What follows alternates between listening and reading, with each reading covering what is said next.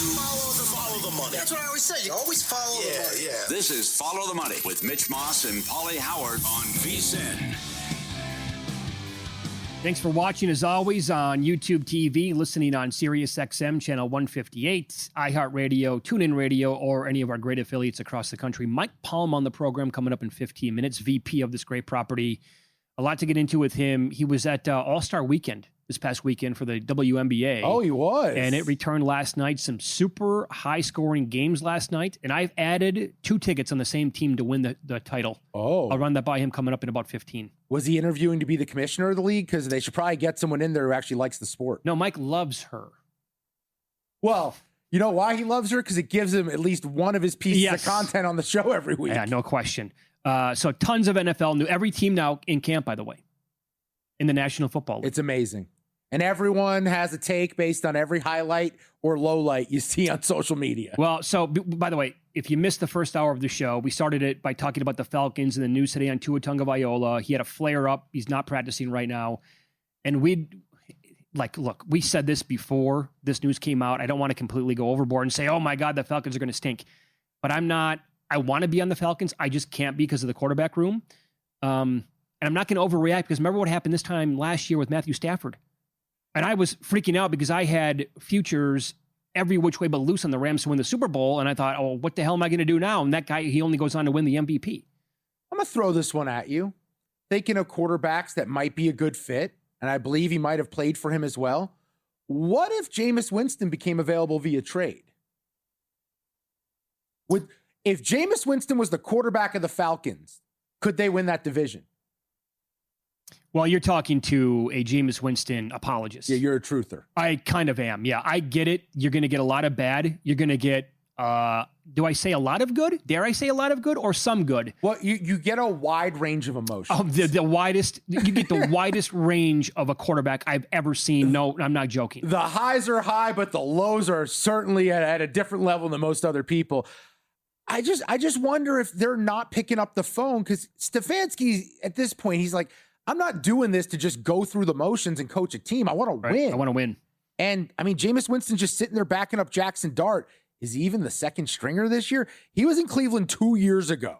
2 years ago. I don't think it's crazy to think about that. I'm throwing it out there. I haven't seen anyone report it. So the news came down. It broke on the air 2 days ago when you and I were hosting here on this show, on this network, and that was Vita Vea requested a trade from the Tampa Bay Buccaneers. And then live on the air, we're kind of like, okay, let me look at some of the numbers here. And I went to like Pro Football Focus, right? They grade out every single player.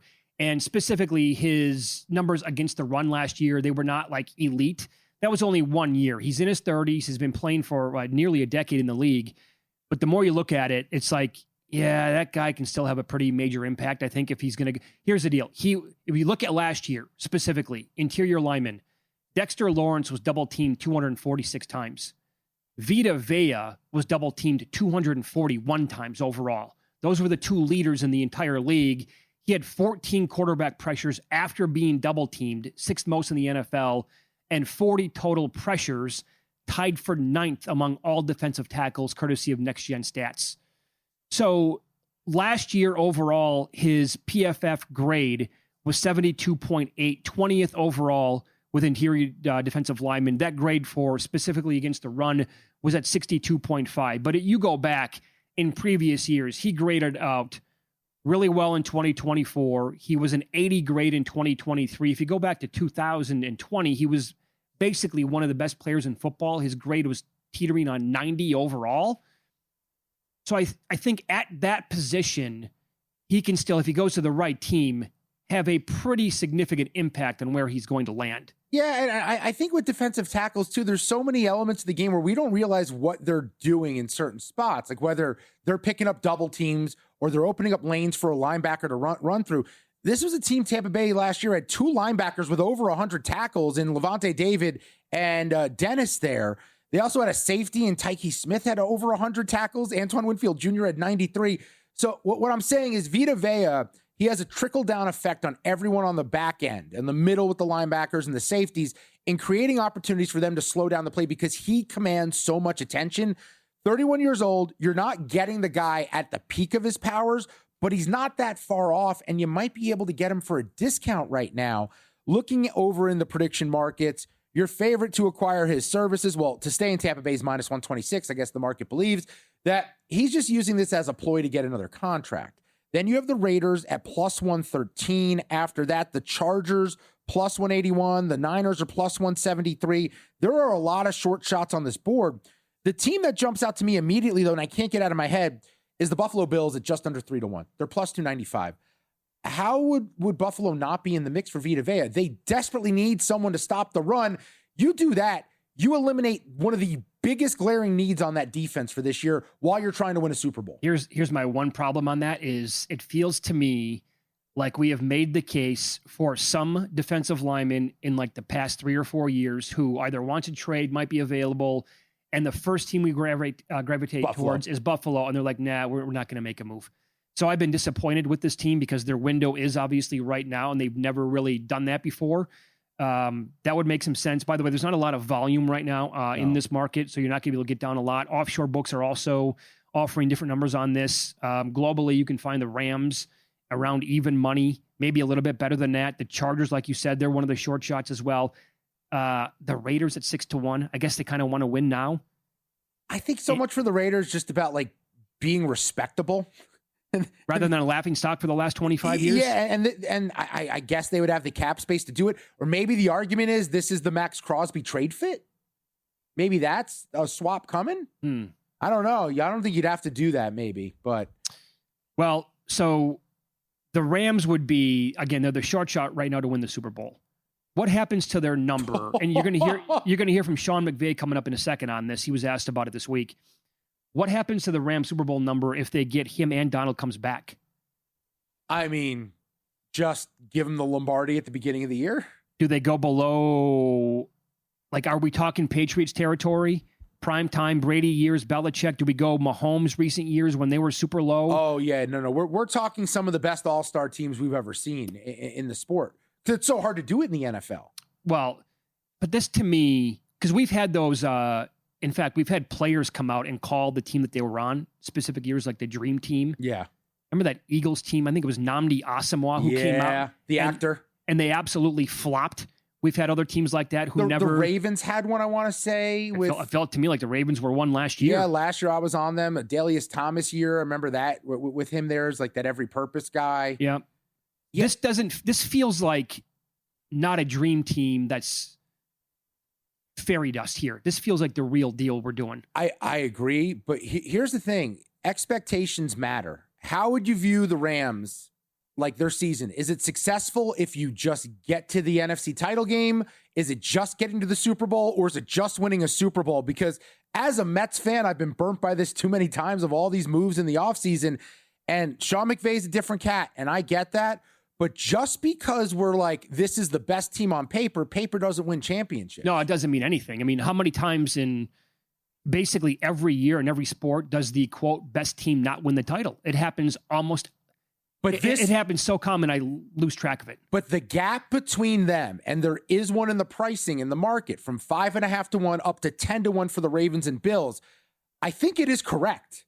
I'm with you. I believe in the Rams. It's just, they're awesome. Anything less than winning the Super Bowl is a complete failure this year. They are that far all in compared to everyone else. Like, what's the weakness potentially? Because their weakness was glaring to me last year, and that was special teams. And that I could say that probably cost them the Seahawks game. Well, injuries are a concern with Devontae and Puka. And Puka's going through, although CJ Daniels is getting all the hype in camp right now, and he's a fun playmaker from Miami. I guess I would think about offensive line, but they return everyone. The offensive line's never dominant. It's always just good. It's good. It's good. Running backs deep as always. D-line's crazy. Linebackers are nuts. Secondary was the bugaboo, and they addressed it in the offseason. And Myles Garrett's on the team. I know. It's absolutely incredible. I really I don't know how they don't do it other than just human beings being human beings. They get everyone's best shot every week. So Sean McVay, of course, he's been asked about Aaron Donald 7,000 times in the last 10 days. He was also on with Kay Adams this week, and she brought up the idea of maybe acquiring Vita Vea. Quickie, Vita Vea requested a trade. Your thoughts, interest, thoughts? He's a stud. we've yeah. I think that he is a great player. That's always been a problem to game plan against. But I think we feel good about our group. He can run right the ball, now. but you got that he could covered run the too. ball. Listen, He's he real. can run the ball. We got a couple backs that we feel good about as well. Blake Corum, He of course, requested a and trade, Kyler. huh? He did. Yes, he did. Coach I appreciate you having Hey, the thanks for practice. having me. Huh. Yeah, he had no idea. It was news to him. Oh, he requested a trade, huh? No one's ever telegraphed that they're having conversations. Yes. Sean McVay is brilliant with the play calling. You never know what he's going to do out of the different looks. In that conversation, he told us everything we need to know. They definitely want Vita Vea. He basically said, we've been on the phone all morning, and we absolutely are going to do whatever we can to acquire him. You know what's interesting? By the way, this is a team that goes for it like every year. Every year. They don't care about picks. F them. God, again, and yes, I'm going to beat a dead horse. Had they taken somebody else other than Ty Simpson in the first round that could actually have an impact immediately with the team this year, my God almighty, what are we talking about here? Oh, if anyone. Anyone. Dylan Thieneman. I mean, it could have been any an edge rusher. You know what's funny? Byron Young, I think, is playing on an expiring deal, the linebacker. He's really good. He's really good. I wonder if that's a fit here. Maybe Vita Vea is the backup plan if Aaron Donald doesn't return. Sure. I mean, I think they'd be happy with either one of those guys. Either one works. Both is absolutely absurd. If they get both of them, I'll bet them at plus 250 to win the Super Bowl. I don't care at that point. The Rams are turning into the Dodgers all of a sudden. Funny, Los Angeles not known for being a great sports town, yet they have the two teams that are the favorite on the betting board to win two sports right now. Mike Palm next, VP here, Circa Las Vegas. He was in Chicago over the weekend, WNBA All-Star Game festivities. We'll get his observations on that event. And I have bet a team now multiple times to win the title in that sport. I'll run it by him coming up next here on VSiN.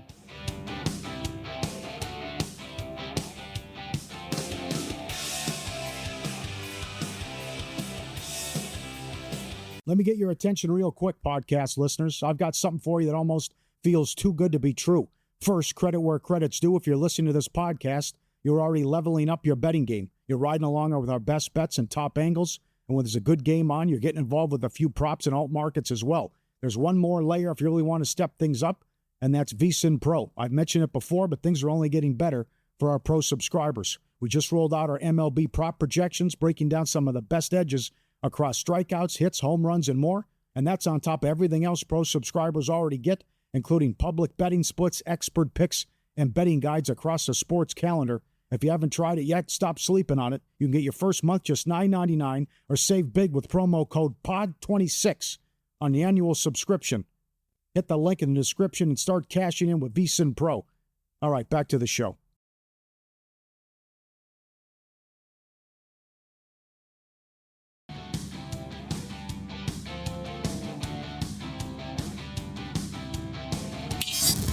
This is Follow the Money on VSiN.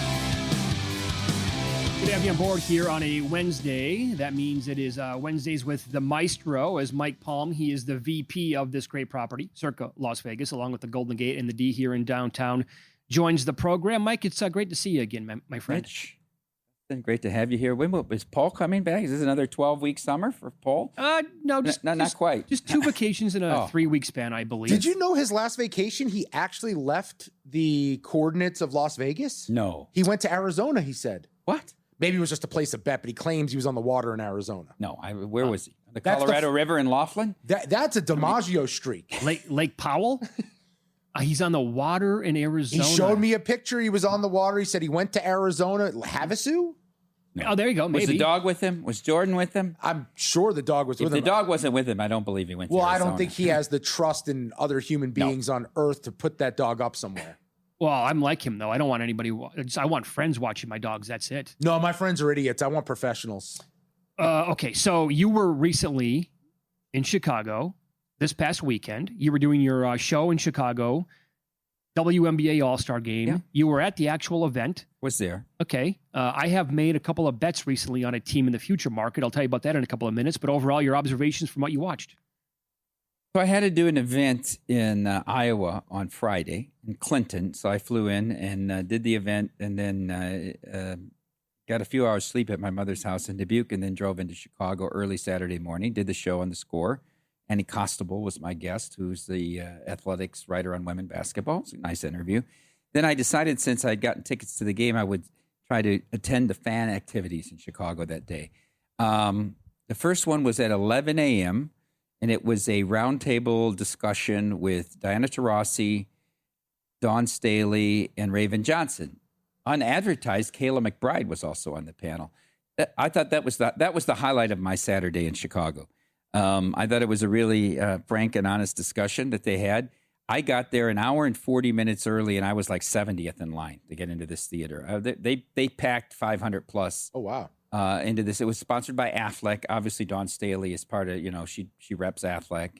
But it was a pretty decent discussion. Now, the point was they had said that the audience would be allowed to submit questions, and there would be a question and answer, and you'd be told if your question was going to be asked.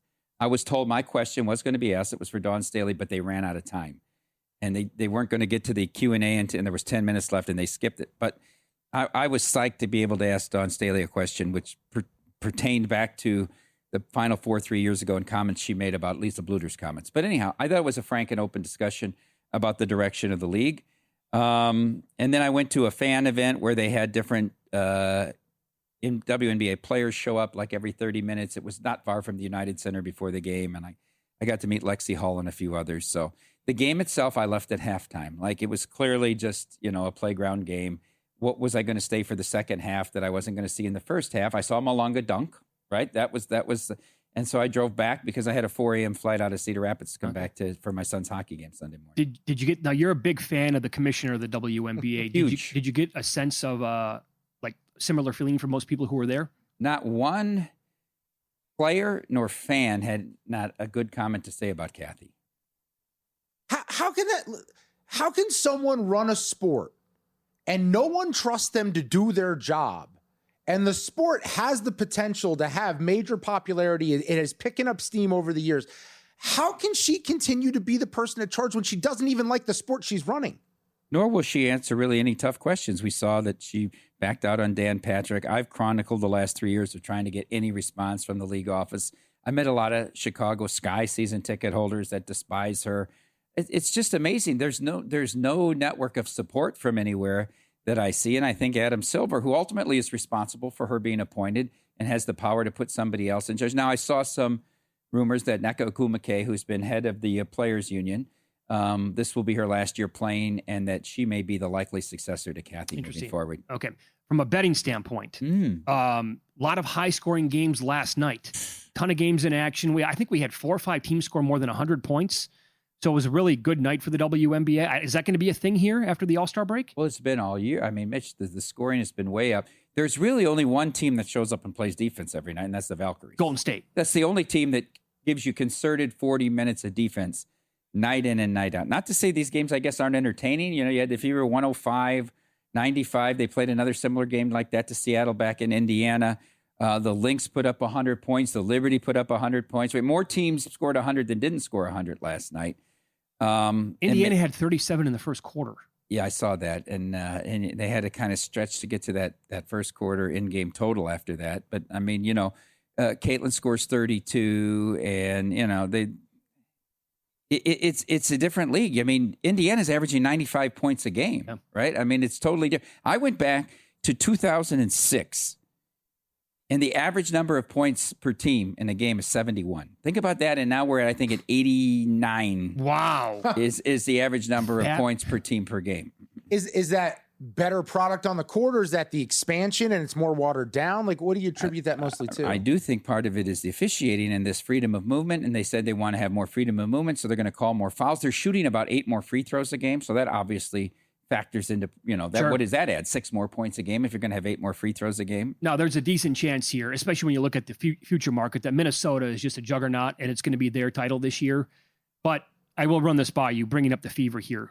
They're red hot, and the numbers here now with Caitlin Clark and Kelsey Mitchell in their 4-game winning streak. Clark averaging more than 30 points per game, almost 9 assists per game, shooting 56% from the floor and 50% from downtown. Mitchell has averaged 29 points on 56% shooting and 52% from downtown. Cunningham's been coming on. Boston got dinged up. She has to come back and be fully healthy. That's the team I have them now at 18-1 and 13-1 to win the title. Nuts? No, it's not nuts, but I'm not there with you because I don't think they play enough defense. It's Well, they don't. somewhat similar to the NBA. When you get to the playoffs now, you're not going to have every team scoring 100 points. I have to tell you this about Kelsey Mitchell at the All-Star game, and I got there when doors opened at 6 for a 7:30 tip. She was the first player on the court shooting and shooting and shooting and shooting. The number of repetitions she took above everybody else, just shooting and shooting the 18-foot jumper and the three-pointer, I mean, over and over again from different spots, was pretty amazing. How many teams can win the title, though? Like, how far down the board do we go here? So obviously, Mitch mentioned Minnesota. I think you have to look at the defending champs, the Aces. I'm not there with the Liberty yet. I think they're missing something, and we're coming up on the trade deadline, so we don't know what's going to happen. Rumors are Plum's going to go to Valkyries to give him some offense, right? I think if that happens, so I bet I was kind of following Chris Vasile a few weeks ago. About 3 weeks ago, I bet Golden State to make the semifinals. That means they win one series at -120. Hopefully, they're going to be a 2 or 3 seed, and they'll be a pretty heavy favorite in the first round match. They only have to win one series Damn, okay. to make the semifinals. That's available at a handful of books? A handful of books. Okay. The Boyd down the street here, right? Yep. And you can't get a huge amount on them. But FanDuel, it was a FanDuel. Okay. It was a FanDuel option. So, and I think at the same time, he bet them at around 16 or 18 to 1 to win it all. I still think the Aces are the team to beat. I'm interested to see how Nevesia Collier's return affects the chemistry in Minnesota. But I do think Cheryl Reeves the best coach in the league. I'm not sure you can go beyond those 3 teams as how many I think can win a title. Lynx, Aces, Valkyries. No Dallas. I'm not there with Dallas. Again, not enough team defense for 40 minutes when you get into the playoffs. Let's not forget, without Caitlin, the Fever took the Aces in Las Vegas to overtime in Game 5 in the semifinals. That's very last true. year. Yeah. What would you say the sentiment among the people you ran into there at WNBA All-Star Weekend? Was it more positive or negative about Caitlin Clark? Because based on everything I see, the league doesn't like her very much either. No, there's, you know, in this symposium, it was very heavily weighted, and you know, I was probably in the 10% minority as a Caucasian in the audience, and there wasn't going to be any love for Caitlin in that. Raven Johnson had to come out and say, hey, I just want to get on the record as saying I do like CC. She's my teammate. And both her and Kelsey Mitchell have helped me become that? She got on the record, and I think she felt there would be backlash. But It's amazing. What are we doing? I don't get it. The whole thing. How about Caitlin Clark go play in Europe for next year? And let's see how it works out at the ticket office. Yep. You have a very hot take that you firmly believe in college football. Do you want to do it right now, or you want to do it coming back? No, I think Notre Dame, I look at this schedule, and they get Miami at home. Why not take 2 to 1 that they're going to go 12-0? But I'm not sure they're one of the best 4 teams. I think it's very. Ooh. I think you can find a way you can parlay Notre Dame 12-0 and not to reach the semifinals at a very nice price. The non-correlated kind of an anti-correlation parlay. Well, it's interesting for Notre Dame because it's quarterback dependent, and it's been mostly running back dependent. But I'm surprised that you don't believe in your boys. I believe it when I see it. You know, I went there. I just at the highest levels, I don't know that they can compete. I would say that the scary part about Notre Dame football, going back Charlie Weiss, maybe before that, whenever there's a lot of hype, they rarely answer the call. If I was prosecuting this case, I would ask Your Honor to enter into evidence Exhibit A that Tim Murray has abandoned the University of Notre Dame, and now he pretends that he's a University of Hawaii graduate. Yeah. And you just know a team like, I don't know, Purdue or Boston College might just pull off a crazy upset. More with the maestro, Mike Palm, VP Circa Las Vegas, coming up next, including You Cannot Be Serious on Follow the Money. It's VSiN, the Sports Betting Network.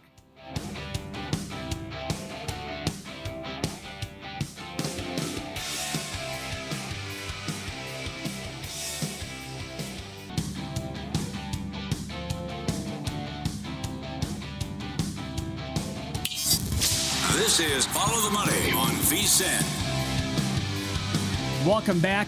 We are live in Vegas, downtown, from the Circa Resort and Casino. It is Wednesdays with the maestro, Mike Palm. Time now for You Cannot Be Serious. You can't be serious, man. You cannot be serious. All right, we're going to do a very special life edition of You Cannot Be Serious this week. Not involving sports at all, but as many of you know, I was gone the last week, and if you followed along with my phone appearances with Mitch and Paul the last few Wednesdays, my father-in-law had been hospitalized with a heart condition, spent 17 days in the intensive care unit. He was released 2 weeks ago on Friday, discharged. They had shocked his heart, got it back in rhythm.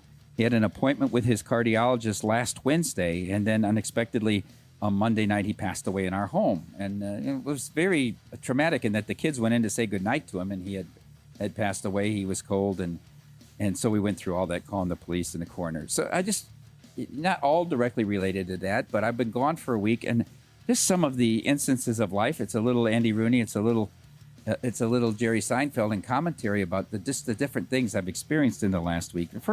My first subject here for You Cannot Be Serious is the Organ Donor Network. You know, I've never had any firsthand experience with this before, and I do in no way want to denigrate the donation of organs and how it saved lives and improved lives, right? But the process of the Organ Donor Network is amazing. He passed away. The coroner didn't get there till like 1:45 Monday night, Tuesday morning. So he was pronounced dead at like 2 a.m. Tuesday morning. So we're at home. You know, we're on the phone with family. His family's in the Philippines. You know, waiting for a call from the coroner's office. When are they going to release the body? We're trying to figure out arrangements. Here comes the call from the Organ Donor Network before we even get a call from the coroner. And so my wife was on the phone with this lady. And like after 20 minutes, I wasn't listening to the conversation. But she handed the phone to me and said, "I can't do this. You're going to have to finish this conversation, right?" And so we get on the questions that they ask, because they're going to try to ascertain maybe what organs can be donated. Look, he had a bad heart, bad lungs, kidneys were an issue. Like, what was going to happen here? But they want the medical history for the 65 years of this man's life, and then it starts out with any medications he's taken in the last 2 years. Are you kidding me?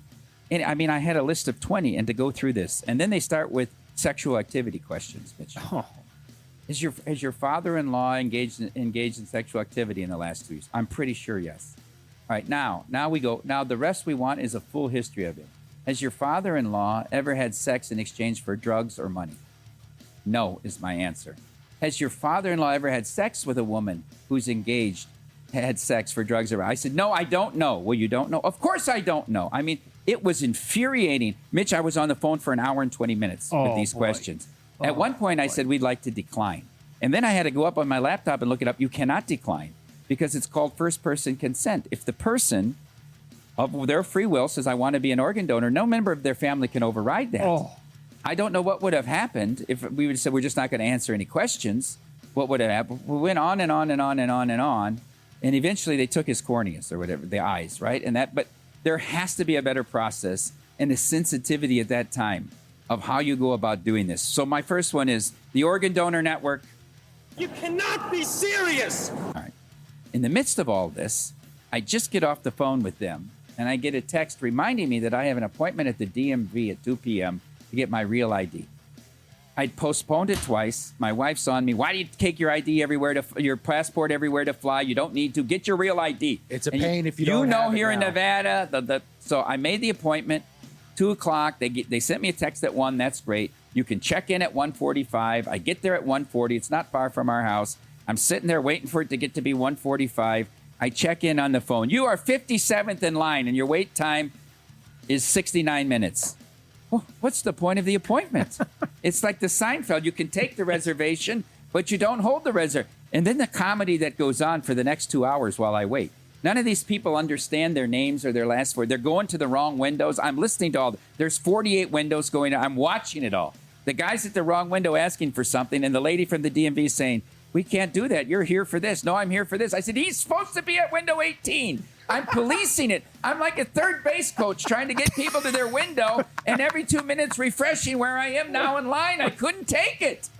Finally, at 4:20, I got through with it. They took my picture. Nevada Department of Motor Vehicles. You cannot be serious. I flew 1 a.m. Friday morning from Las Vegas to O'Hare for a connecting flight to Cedar Rapids to do my event in Iowa.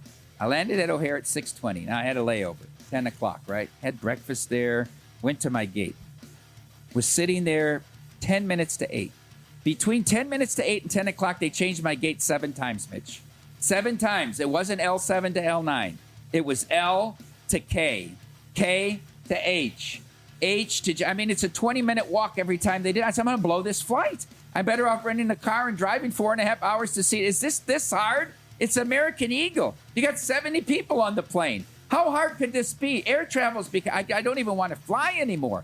back and forth and back and forth and back. I'd prefer to drive the 26 hours to Chicago. I don't know whose fault it is. I don't know if it's American Airlines. I don't know if it's O'Hare, but I'll blame American Airlines. You cannot be serious. Wow. Life is too much. That's an incredible 5-day stretch for you, Mike. Oh, I don't know what's more ridiculous, the DMV or the Organ Donor Network. It is. I'm first of all very sorry. Obviously, Thank you. that you had to go through that. Thank you. sorry And I've for your been in loss. contact with you guys throughout the whole thing. So the thing is, like when you're 10 days into intensive care, you think the hope is dwindling. Yeah. But then they do something. They say, I can go home. He's going to see his Goes car. home. Now we're excited to get the plan. What's the plan going to be? He came. Golly. He was an architect in the Philippines, right? Educated architect. Came here. You can't get a job because of it. He worked for 28 years at Harrah's as a utility porter in the housekeeping department. He retired. I helped him build a house in the Philippines. I just regret he did. He was there 2 years, 6 months there. So he didn't have more time to enjoy that life that he had earned in the Philippines. Yep. And 65, obviously, goes too without young. saying, way That's really too young. young. Too young. But the DMV, can we go back to that real What's the quick? appointment? What's the point of it? We have cars that drive themselves. How is that still so outdated? All of the hoops you have to jump through to do anything. I can confirm my identity and buy stock right now somewhere, but the DMV have to show up with my mail? Yeah, you have to show up with a utility bill. I said, do I need the utility? I had my tax bill. He says, whatever, you got on your phone. Just pull up your gas bill on your phone. Yeah, I keep it right there on my phone. Everything's on my phone. But I mean, you're sure. just confirming the information that's on your driver's license to get a real idea. There's got to be an easier way to confirm all of this. By the way, Trust me, no one's trying to be me. I don't want to be me. I want to go back to the airline story, actually, because I'm exactly like you, Mike. I used to love traveling. I used to look for I mark it on the calendar. Yeah. I can't wait. I love getting to the airport, have a beer, whatever. Yeah. For years now, it's the last thing I want to do. I cannot stand disaster going back to Wisconsin last week and coming back. How early do you get to the airport? I'm one of those people that doesn't trust anything, so I get there so early it's obnoxious. So do I. I get there 2.5 hours early So for do I. domestic flights. Everyone makes fun of me. I'm like, no, I just know it's going to go wrong. Even if it's delayed, I still show up to because I know they're going to say, well, we're back on time. No, now we're leaving early. In Iowa, in Cedar Rapids, getting on the flight to come home, right? I said shoes, belt. I go through the whole thing, right? No, you're fine with all of it. I go through, beep. Well, why don't you take your shoes off? It looks like they're boots. I take it off. Beep. How about your belt? Why don't you take your belt off? Beep. How about your wedding ring? I said, why not strip naked? How about my bag gets pulled aside every single time? Oh, yeah. Every single, because I've got the CPAP. They think it's like a bomb because it's got cords with it and everything. I'm like, guys, you're the ones who yell at me to take certain things out and you tell me to take it out. So I leave the tubing and stuff in there. And every single time you look at it through the x-ray, like you've never seen a CPAP before. Ever. You have some best bets tonight in baseball? I have 2 baseball plays. I'm very intrigued why they keep pushing Joe Ryan back. It's tired. I don't know. They stay close enough to the White Sox. I don't know if they're going to move him or not. I saw a report late last night they're going to keep him. Yeah, they're not trading him. I do not trust Kansas City's offense to put any pressure on him. But if he's not right, how about under 17.5 outs, plus 132 tonight for Joe Ryan? Look, I think Hancock with Seattle is also another guy. I know the Cubs are targeting Hancock. Maybe his last start with Seattle. I took them plus 158 tonight against the Dodgers here. They're sort of going through the motions. And then in the WNBA, the team we talked about here, Phoenix is awful. If you look at this Phoenix, they're awful. I laid 4 with the Valkyries tonight against the Mercury. And I do want to throw in, just for those, I know we have a segment of our fans that follow the CFL. How about Montreal? You can get them right now, plus 225 for the Grey Cup. They've almost clinched the East. They only need 1 home playoff game to get into the Grey Cup itself. You could monetize them once they're at that point, once they're in the finals. I think it's worth a bet at that price. How about that for a bonus bet here? Going to go CFL action. CFL here. Of course. Think about it. Where's Scooble get up? I got to do a read. Circus Survivor documentary. It's back better than ever. $18.7 million on the line in the new Grandissimo format, raising the stakes. You got episode 2. It airs tonight, 9 p.m. Eastern here on VSiN. Watch every agonizing moment of opening weekend. The early winners, the losers, the storylines as they come to shape. If you missed episode 1, don't worry. You got plenty of time. It's on YouTube right now. Search for VSiN Live, whether you play in Survivor, you just love the drama, you don't want to miss the series, check out every new episode Wednesdays, 9 p.m. Eastern on VSiN. Thanks, Mike. Condolences to you, especially the wife. Quickly, I want to mention I spoke to Mike Lombardi today. He's in good spirits.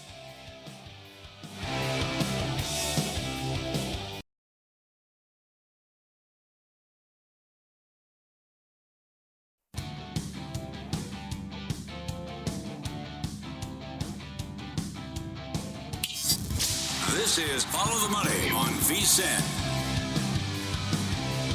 Gotta say, that may have been the Maestro's best edition ever of You Cannot Be Serious. Pretty strong. You missed it. You can always go back and listen to the Follow the Money podcast, wherever you get your podcasts, and I'll post that a little bit later on tonight on X as well.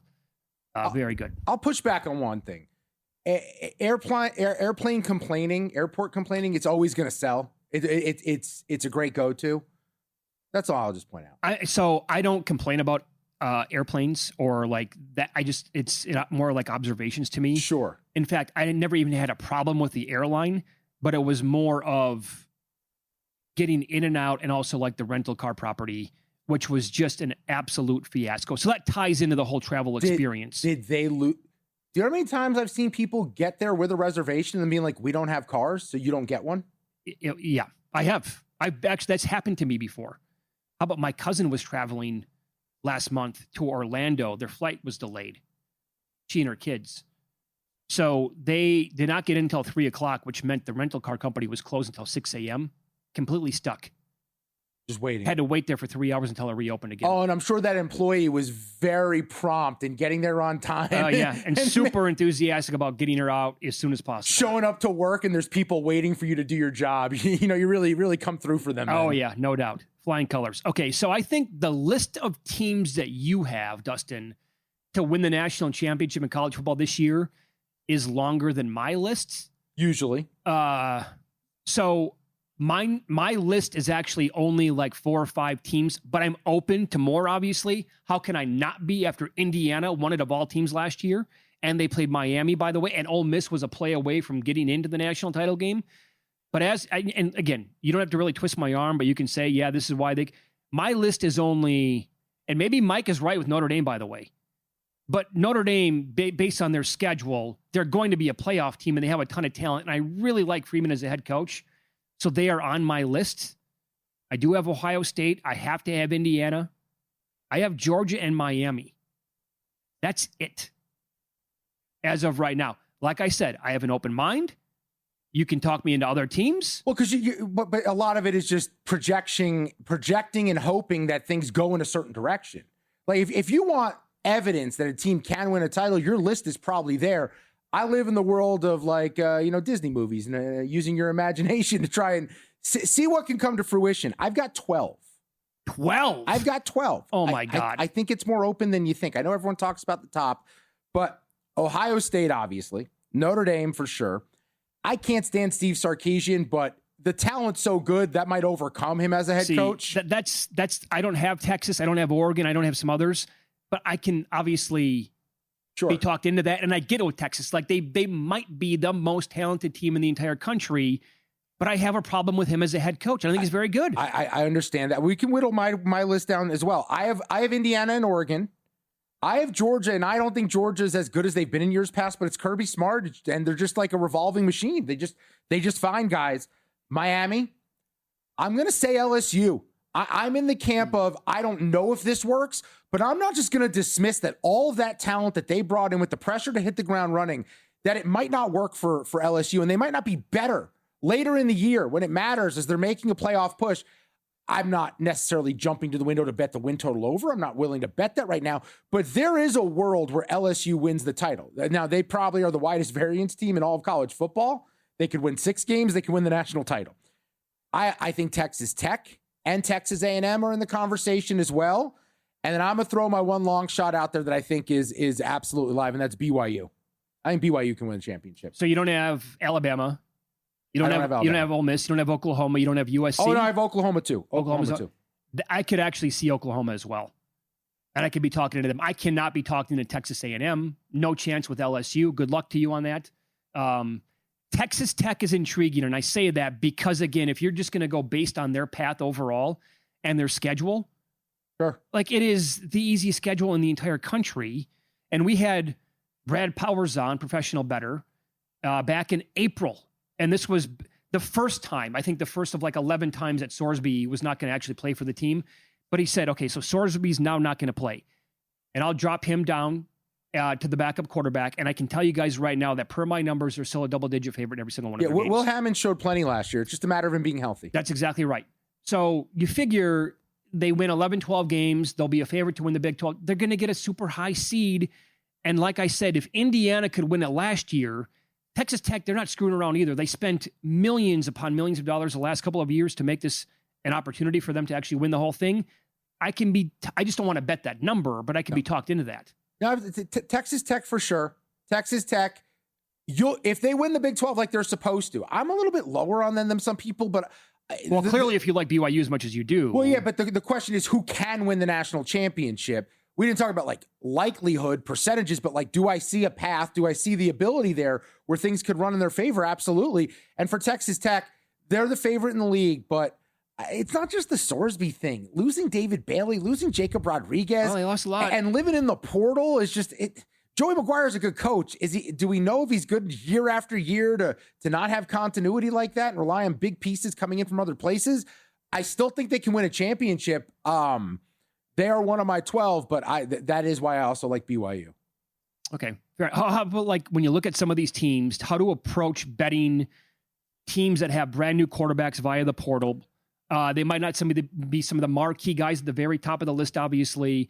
But have you done this so far with like a win total, a yes, no to make the playoffs, a division bet, anything like that? Well, Kentucky, I went over 4.5 wins. Their quarterback, Kenny Minchie, we had plenty of beat reporters on VSiN last summer.